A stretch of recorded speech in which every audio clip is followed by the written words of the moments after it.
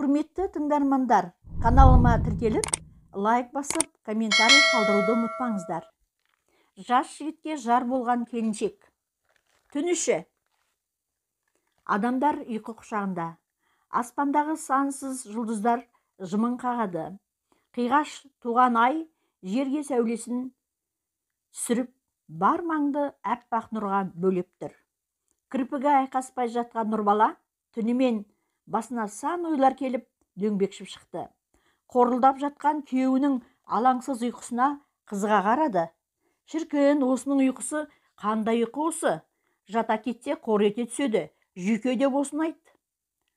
Таңғы күн сәулесі де үйге түсе бастады.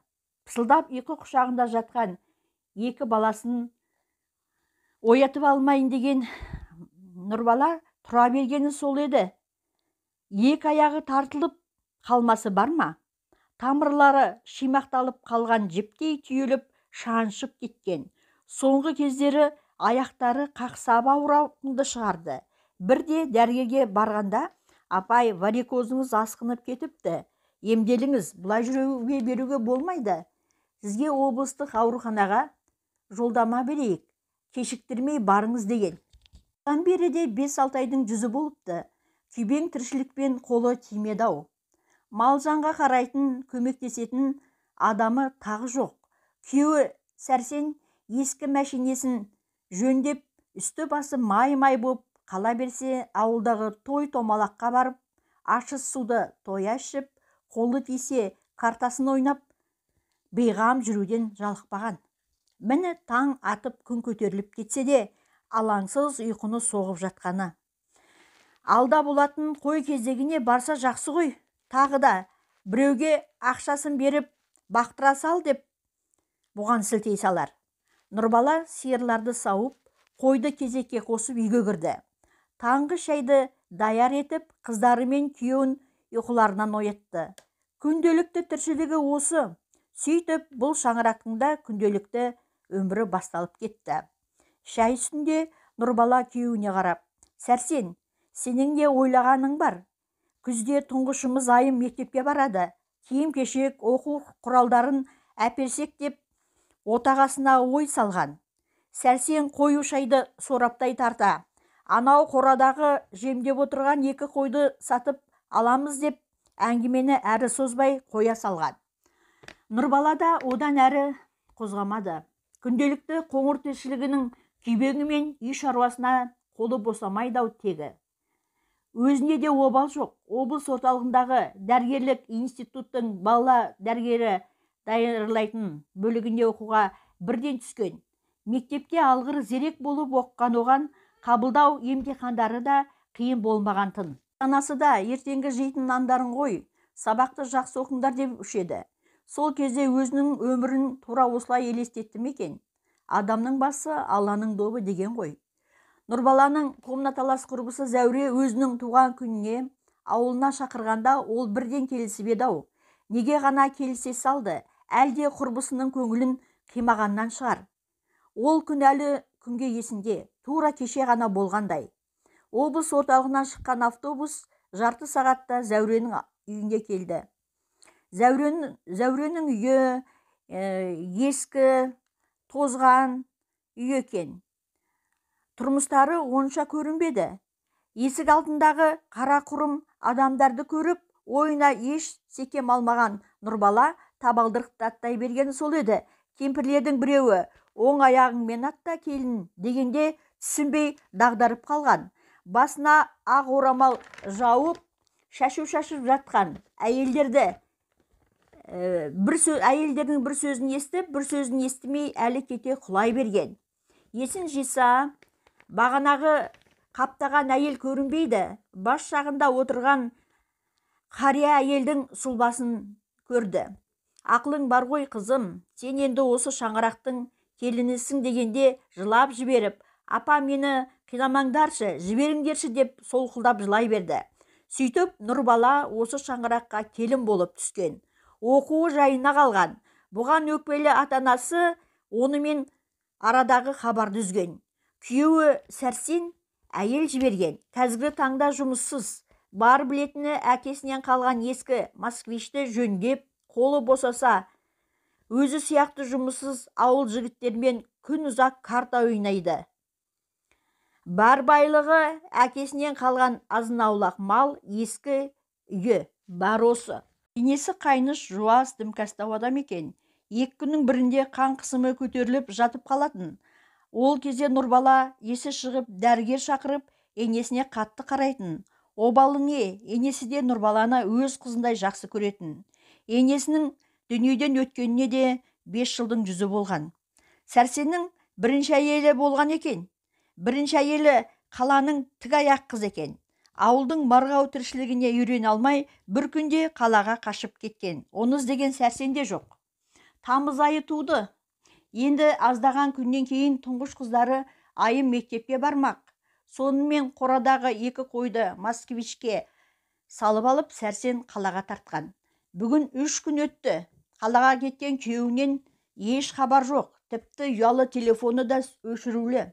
Әйтеуір аман болса екен деп ойлады Нұрбала. Қалаға аман жетті ме екен, не болды деген ойлар маза бермеуде. 4-ші күн дегенде ескі москвичтің дарылдаған даусын естіп, Нұрбала далаға атып шықты. Мәшинеден бет аузы домбығып пісіп кеткен күйеуі түсіп жатыр екен. Жүрегі бір нәрсені сезгендей шым ете түсті. Нұрбала, қалай, амансың ба? Деген дауысы шықпай. Көріп тұрсың ғой, тірімін, әлде мен өліп қалды деп естіп пе едің деп күйеуі зірк еткен. Алған киім кешек заттарын қайда деген Нұрбала ашуға мініп. Маған пәшкілеп ақша бергенде не деп бұлжырап тұрсың? Сен қатын, оданша шайыңды даярла. Кейіннен күйеуі шай ішіп, көңілі жай болған соң бар шынын айтқан. 2 қойды сол жерде саудагерлерге саттым, қанын жерге тигізбей сатып алды. Бұған ақшасын санапта берген. Содан күйеуі қаладағы ескі досымен кезігіп қап, соның үйіне барған. Досы да қарта десе жанын беретін бір қу екен. Ол басқа достарын шақырып алып, бұлар 3 күн ұйықтамай қарта соққан. Қартаның қызығына түскен күйеуі ұтылып, бар ақшаны беріп тынған. Әзер-мәзер москвичпен келгенше осы болған. Қатты қорланғап кеткен Нұрбала ашуға мініп, ішіндегі жылдар бойы жиылған ашу-ыза мұңын сыртқа шығарған. Сен адамдықтан кеткен екенсің. Ендігі өмірімді сенімен өткізудің мәні бар ма екен Сәрсен? Мен 2 баламды алып кетейін, өлмеспін. Сенің осындай қылықтарыңа тойып болдым деген. Кетсең кет, ертең итім болып өзің қайтып келесің деп, 2 балаңмен қайда сиясың деп Сәрсен өз ойын білдірген. Сенен баса қатын құрып қалып па? Ауылда қатын толып жатыр. Аламда салам біреуін деген. Нұрбала ертеңінде киім кешектерін жинастырып, 2 қызын жетектеп қалаға баратын автобусқа отырған. Ал Сәрсен болса қайда барады? 3-4 күн ашуы басылған соң итім боп қайтып келер деп ұйқыны соғып жата берген. Ашумен кеткен Нұрбала 2 баламен қайда барары да белгісіз еді. Әке-шешесі өмірден өткен. Ал бауырларына не бетімен барады? Оны күтіп отырған олар да жоқ деген ойлар оның жол бойы басын қатырған еді. Автобус іші өте ыстық. Жаздың соңғы айы болғаннан соң ба, күн барлық жылуын аямай төгіп тұр еді. Автобустың ортаңғы бөлігінде отырған әжейдің жайы болмай отырғанын Нұрбала байқап қалды. Басын қос қолымен шеңгелдеп ұстап алған.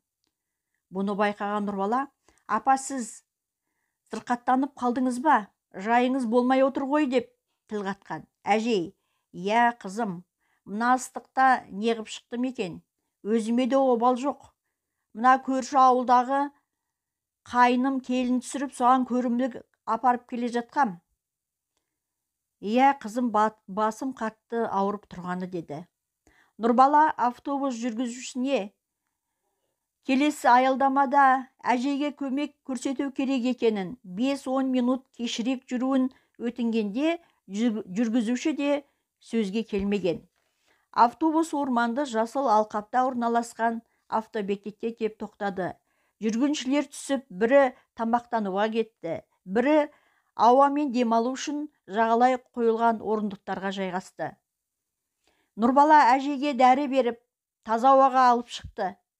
Сол маңдағы асханадан бір-екі шыны шай ішкеннен кейін есін жиған әжей Нұрбаладан жөн сұрай бастады. Барлық жайды бүкпей айтқан Нұрбала өзін бір жеңілдеп қалғандай сезінуде.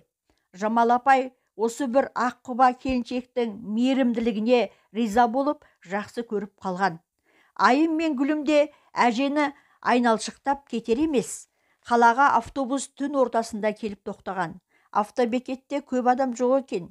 Шетте тұрған қара мерседестен бір жігіт түсіп оларға қарай беттей берген. Әлгі жігіт әжейді келіп құшақтап алған. Әже, сіз неге хабарласпадыңыз? Өзім алып келуші едім. Неге мені тоспадыңыз деген. Сырттай бақылап тұрған Нұрбала бұл әжейдің кімі болды екен деп ойлаған. Осы ойды сезіп қойған әжей: танысып қой, қызым, бұл менің немерем Қуаныш, үлкен ұлдың баласы, деп немересіне мейірлене қараған. Қуаныш бұларды әжесінің үйіне алып келген. Жамал әжейдің үйі үлкен еңселі екен. Кезінде күйеуі өз қолымен тұрғызған. Ертеңіне Нұрбала әжейге рахметін айтып, қыздарымен кетпекші болған. Ұят қой, танып білмейтін адамның үйіне кіріп алғаны. Пәтер жалдап жұмыс іздейін деген оймен: әже, сізге көп рахмет. Енді мен пәтер іздеп көрейін. Жұмыстың реті болса жақсы болар еді, деді. Жамал әжей болса: қызым, сендер осы үйде тұра беріңдер. Үй бәрімізге жетеді. Ана екі балапаның қиналып қалар. Кейін реті болғанда пәтерге де шығасың, деп жібергісі келмеген. Айым мен Гүлім әжейге бауыр басып қалғандай әжелеп жанынан бір елі шықпаған еді. Солай Нұрбаланың өмірі өзгере бастады. Жамал әжей туғанындай болды. Екі қызы да өз әжесін көргендей мәз байрам боп жүрді. Айымның да мектепке барар кезі жақындап қалды. Бірде Қуаныш барлығын өзінің машинасымен қаланың дүкендеріне алып барып аралатты. Базаршылап қайтты бұлар. Керек киім-кешек, оқу құралдарының бәрі сақадай сай. Айымның қуанышы тіпті ерекше. Гүлім де жаңадан алған киім-кешектерін киіп мәз болуда. Баланың қуанышына жетер не бар екен бұл өмірде, деп ойлады Нұрбала. Қуаныштың әкесі мен анасы Алматыда тұрады. Ал Қуаныш әжесінің тұңғыш немересі, әжесіне жақын боп өскен. Осындағы бір мекеменің бас есепшісі болып жұмыс атқарады екен. Бұрын үйленген, бірақ әйелі кәрі кемпірді күтер жайым жоқ деп турасын айтқан. Араларында бала болмаған. Әжей болса шалымнан қалған қара шаңырақты қалай тастаймын? Көзім жұмылғанша осында тұрамын, деп үйдің түтінін өшірмей немересімен тұрып жатқан болатын. Сөйтіп күндер де зымырап өтті. Әйелдер мейрамы қарсаңда Қуаныш Нұрбаланы мейрамханаға шақырды. Ал Нұрбала болса барам ба, бармайым ба деп көп ойланды. Ойланып келісім берді. Мейрамхананың іші әртүрлі шамдардың сәулесімен құлпырып кеткендей. Олар ортаңғы столға келіп отырды. Стол үстінде тағамның түр-түрі самсап тұр. Қолына шоқ гүл ұстаған Нұрбаланың жүзі де гүлдей жайнап, бүгін тіпті сұлу боп кеткендей көрінді. Нұрбала, мерекең құтты болсын. Ал мына сыйымды қабыл ал, өтінем, деген Қуаныш даусы дірілдеп.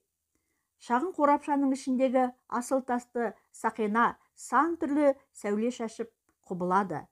Нұрбала сыйлықты үнсіз қабылдады. Біріңе дейін десе жылап жіберетіндей сезінді. Сөзді тағы Қуаныш бастады. Сенің адалдығың мен адамдығың мені саған ғашық етті, Нұрбала. Менің жарым болуға қарсы емессің бе? Екі ботақан өзімнің баламдай боп кетті. Дегенде Нұрбаланың көзінен бір тамшы жас үзіліп түсті. Көп ұзамай Нұрбала мен Қуаныш бірге тұра бастады. Ол кезде ауылда да көптеген өзгерістер болып жатқан еді. Сәрсен ауылдағы жесір әйел Сәнияға үйленіп, арағын қойыпты деп естіді. Кейін Нұрбала мен Сәрсен заңды түрде ажырасты. Нұрбала балаларына алимент алуды талап етпеді. Міне, әйел 40 шырақты деп халқымыз тегін айтпаған екен. Нұрбала мен Қуаныш бақытты өмір кешуде. Көп ұзамай Нұрбала мен Қуаныштың өмірге ұлы келді. Жамала әжей жапырағын жайған бәйтеректей немерелерінің қызығына тоймай ғұмыр кешіп жатыр. Әйел 40 шырақты деген осы ау.